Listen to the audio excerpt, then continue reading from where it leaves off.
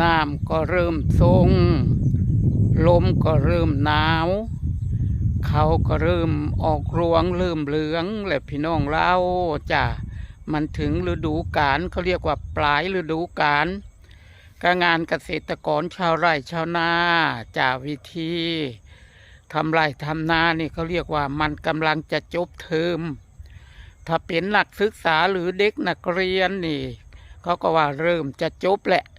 ทุกอย่างเริ่มลงตัวจ้ะก็เห็นเป็นรูปพระธรรมนามพระธรรมหลายอย่างหลายแนวเห็นรวงแล้วน้องมะลิจ้ะแล้วก็ยังมีน้องพิษณุโลกนี่ก็กำลังจะเริ่มพลุหรือกำลังจะเริ่มออกรวงนานในช่วงปลาย